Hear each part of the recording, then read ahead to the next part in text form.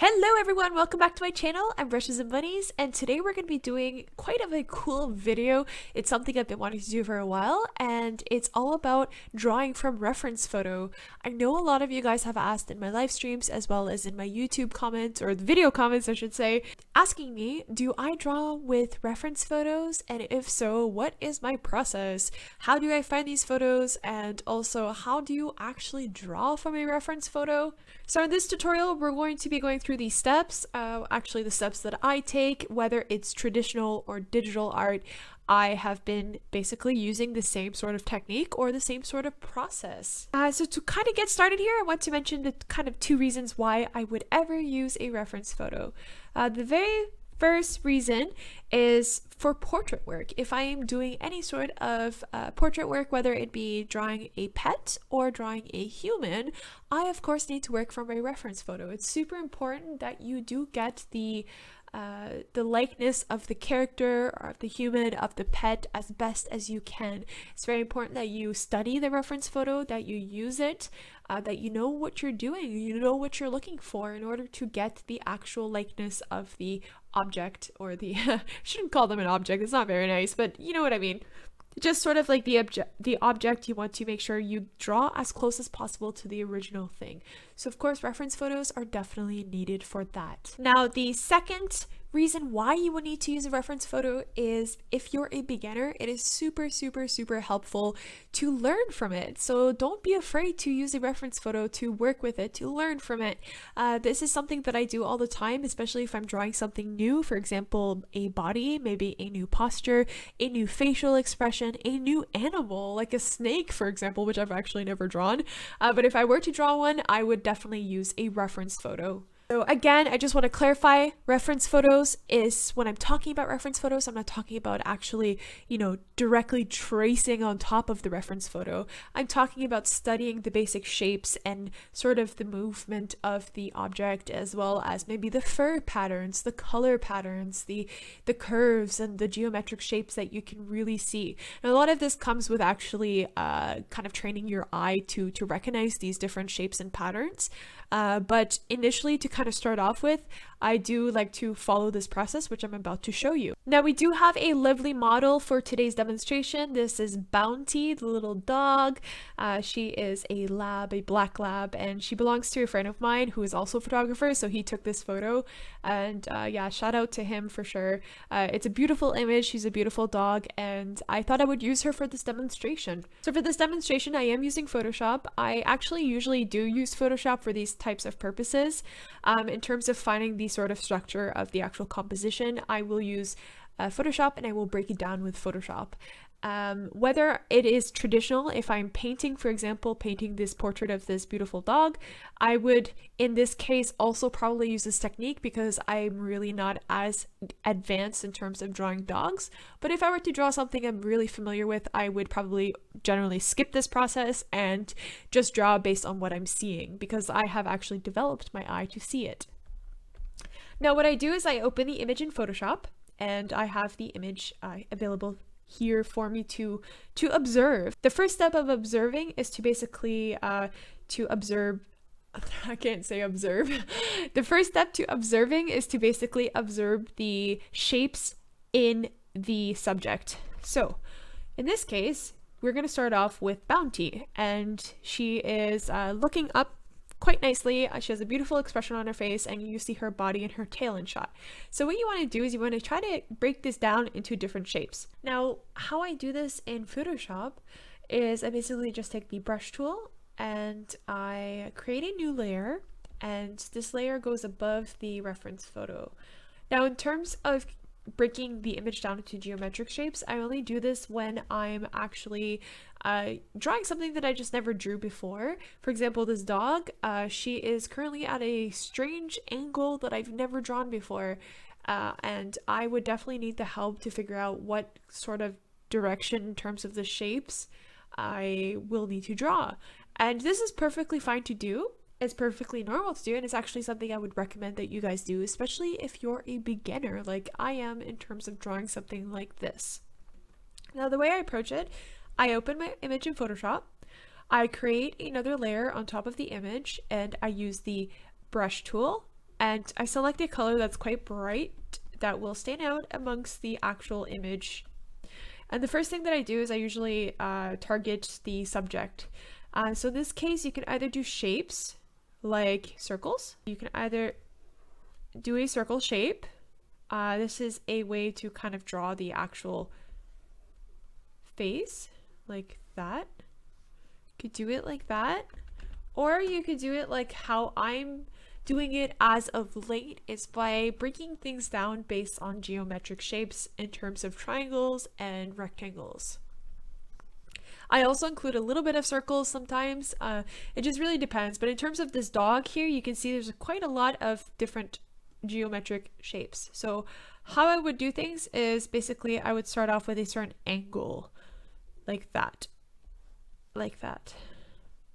kind of just angle things. So I could see exactly the sort of dimension of the dog's face. Like that. And between this sort of rough outline, I will also create shapes within the actual kind of face here. So for example, we've got it's sort of like a triangle shape for the mouth. Like that. You could also break it down even further within the actual mouth itself.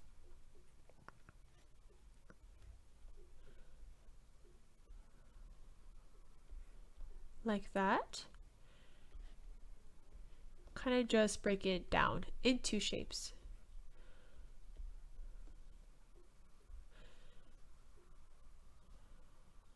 In some cases, I still like to use these sort of like guidelines to determine which direction, excuse me, which direction the actual kind of angle the face is currently at. Same with the eyes.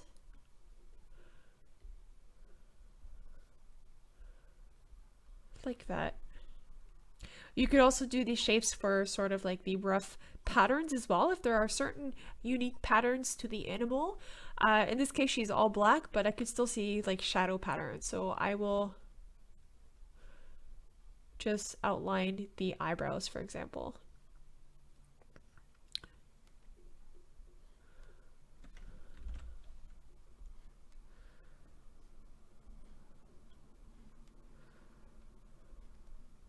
And you basically do this sort of breakdown for the rest of the animal. So if we take out the background, you can see we have a rough outline of the dog. Very rough. So in terms of traditional art, I would take a look at this. I would have this sort of canvas, Photoshop canvas on my desktop computer, and I would reference it in terms of, you know, I'm drawing on my table, but I'm looking up at my computer to see the actual rough outlines of the shapes, I should say. We can also even go further by doing a little bit of the background. So in this case, we're kind of isolating some of the major shape areas. Now again, this is just a helpful thing to help in terms of beginning. If you're beginning in the actual sort of drawing new things, I would recommend that you take this approach, because in this case you're training your eye to actually see different geometric shapes, different kind of the way that things are built. Rather than just look at the subject for what it is, you're actually going deeper. And this is a kind of skill that you pick up as you proceed as an artist. Eventually you'll get to the point where you just need to look at the image and you will already know where things will go and how to draw it and how to build it up. So once you've got this sort of layer down, what I do is I create another layer. Now, if you take a look at in terms of like a digital art sense, this would be kind of the sketching part of things on the canvas. But if you take a look at it from a traditional art point of view, this is the point of view where I typically start off as. I will not do this sort of breakdown unless it's super hard and complicated when I'm drawing. What I will do, or what I will basically jump straight to, is sketching. And I will take my pencil and I will just sketch kind of a rough shape outline, and then I will fill in the details afterwards in terms of the curves and kind of like a little bit of the texture and outlining some of the patterns of the fur, for example. So in this case, we create a new layer and we just change the color to like a gray, and we begin. I also like to have the reference photo on the side. So what I will typically do is I would open up the reference photo as a separate window on my desktop, and I will just put it in a corner of my screen. I can, in this case, what's really neat is I can just directly zoom in pretty close to the image and get the amount of detail that I need when I'm sketching the actual animal, for example. This also comes in handy, especially if you want to take a look at how like the fur moves and also the different shades and the colors as well. So the zoom is your best friend, especially if you're working from a reference photo. All right, so we are going to just put this to the side. You guys can't see this, but it is on the side of my screen, and we're going to remove the reference photo here and just use the background. Okay, so we've got the layer number 5, which is the actual sketching. And the kind of the sketch purposes here, you could have it a little bit rough. It doesn't have to be a perfect sketch. It's just kind of like you're defining the outline even more than the blue geometric shapes that we have here. What's really great about this digital art canvas thing is that you could actually erase if you need to. In terms of traditional, this is where it can get a little bit horrible, because you can actually ruin your paper if you keep erasing everything that you're drawing. So draw very lightly, guys. Don't put too much pressure when you're drawing. This is really a pain to just kind of always be erasing dark lines. So you want to really make sure that you're sketching lightly with not too much force.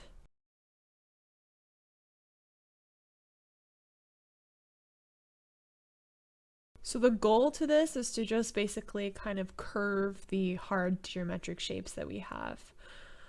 Within the actual details of the sketch, you can also kind of go with the angular aspect as well, just to further define some of these hard edges. For what I mean by that is to basically, if you see some patterns in the fur, you can already just sketch gently. You don't have to have it perfect. It could just be the actual geometric shapes like we did for the first layer with the blue. A lot of the detail really comes out when you're painting or filling in the color with any sort of medium afterwards. So again, as I'm drawing this, I am just literally just looking at my reference photo from the side and tracing in terms of my eye. It's going from, like, I'm focusing, zooming in on one area and letting my eye follow a line, and I'm drawing at the same time. And this is kind of I'm not sure if it's a technique, but it's something that I've always done since I was little, in terms of finding a way to kind of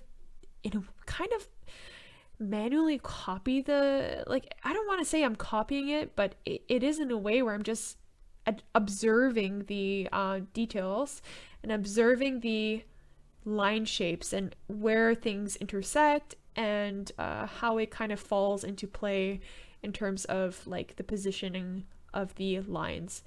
So I'm not seeing it as a dog right now. I'm seeing it as just as a bunch of lines, basically lines and shapes. And that's sort of like the trick that I've always kind of done when I drew things like this. So kind of isolate from the fact that you're actually drawing a dog. Don't see it as one giant thing. See it as many parts together.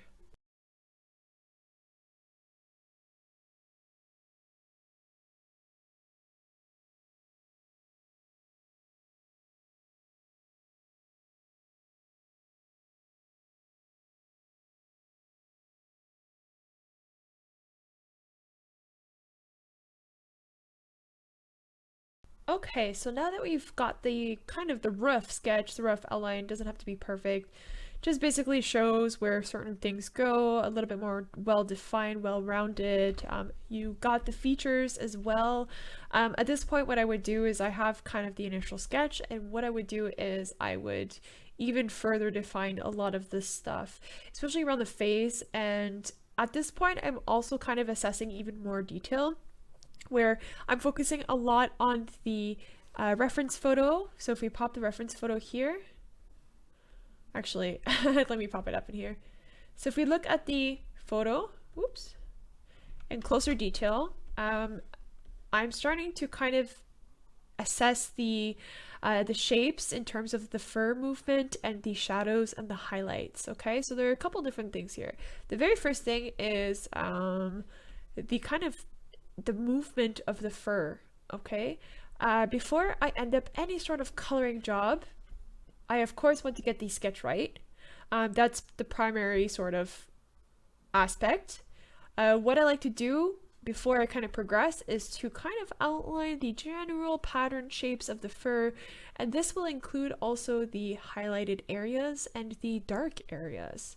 So if we kind of use this reference photo, for example, you can see there's shadows here, there's also highlights on her head, and what I would do in this case is just kind of create a new layer. This is just totally up to you how you want to work, but for this kind of example, we could use maybe a lighter version of gray for the highlights. And what I would do is just kind of, again, you want to keep it geometric. You don't want to put too much effort into this sort of thing. You can see my sketch is totally off of the original here. And then here we've got kind of highlights in the fur, like that, and some more highlights here. So if we zoom out, and we won't see it, should have selected a different color. You can kind of see it, it's a light gray. And then what I would do also on top of that is to assess the shadowy areas. So if we go back, let's select a kind of a black maybe. This is where I will, let's hide this layer here. This is where I will see, okay, kind of, I'm really focusing. A lot of this I do with my eyes. I don't really do, like what I'm describing to you is just kind of giving you a technical breakdown on how I envision things and how things, basically how I see things when I'm drawing. But usually this is always one of the first steps before I end up coloring anything. I just assess where some of the major kind of highlights, lowlights, midtones, shadows, where all of it basically lies.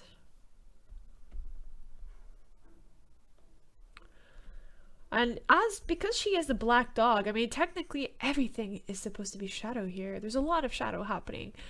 So there's kind of, this is sort of a bad example to show you in terms of the shadows. But yeah, this is generally more or less how I approach things in terms of kind of before the first few steps before coloring.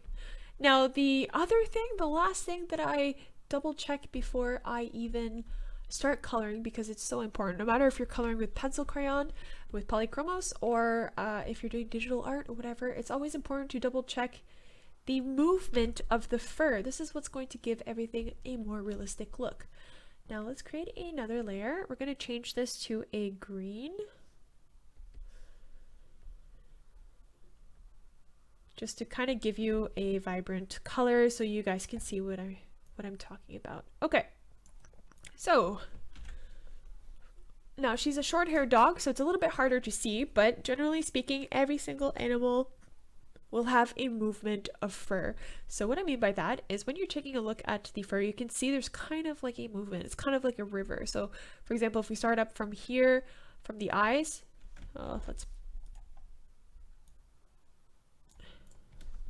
so from the eyes, you can see the fur moves in this direction and gradually kind of twirls where her eyebrow is and then progresses this way. Then from here, we've got movement downwards this way. It curves a little bit here. This goes outwards. This moves up. So you can see there's a lot of direction, And when you're looking at all of this direction, you have to sort of kind of get your strokes, like your pencil strokes has to follow this direction. in order to sort of get a sort of realistic look and feel to everything. So you don't want to just keep drawing in one straight direction, because this just won't look realistic. So what you really want to do is take a moment to observe, really zoom into everything. Now, the quality of this photo is a little bit blurry, so it's a bit hard to see, especially in this area here with her body. But you can already tell that it moves towards this direction here, especially in the highlighted areas. Also here.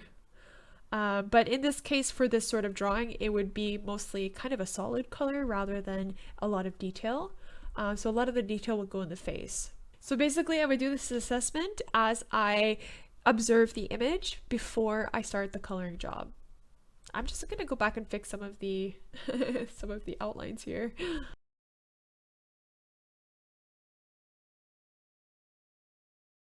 To basically recap all of this, my sort of workflow is: number one, you select your reference photo. Of course, you need a reference photo. Whether you're doing portrait work, you need a high quality reference photo.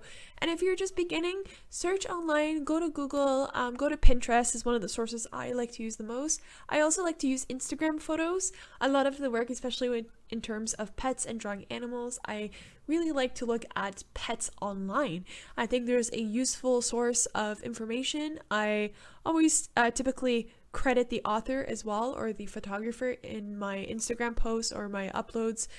So I make sure to do that. And yeah, I think it's just quite important to find an image you would like to try to draw.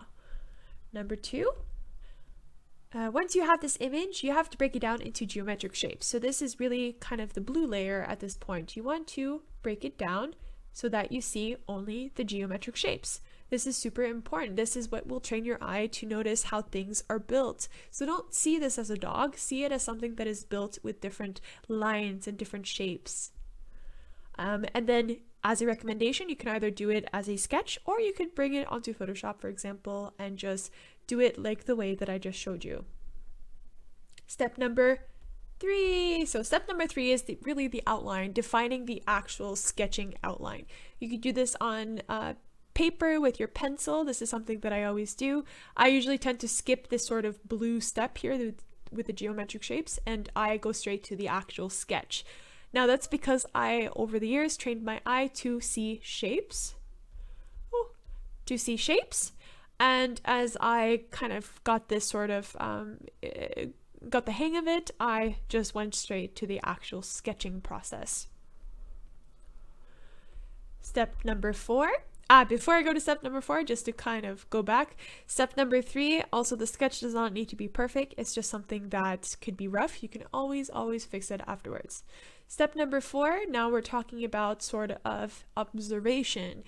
Really the observation before you proceed with any sort of inking, before you proceed with finalizing the actual sketch, before you proceed with the coloring, especially the coloring job, you want to observe the sort of patterns in the animal's fur.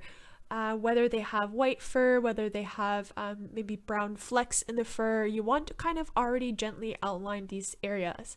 In case of this dog, she's black, so I outlined the shadows and the highlighted area, so I kind of have a general observation on where to go. But in terms of like, if I'm drawing a rabbit, I will already outline maybe the spots around the face, for example. And then during this sort of like process, when I'm kind of know where things are, then I finalize the outline and maybe redraw certain areas, and then I go for the inking, or I just go straight to the coloring.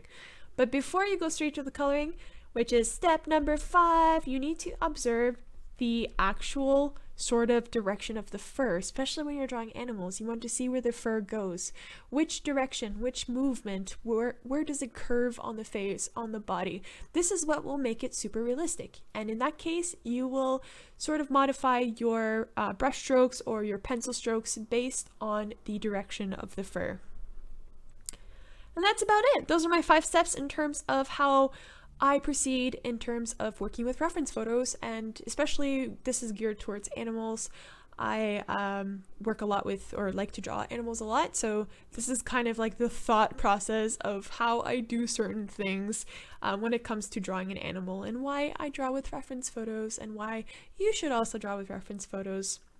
So if you guys like this video, give it a big thumbs up. I do appreciate it. There's a lot of love and support, which I'm really happy about.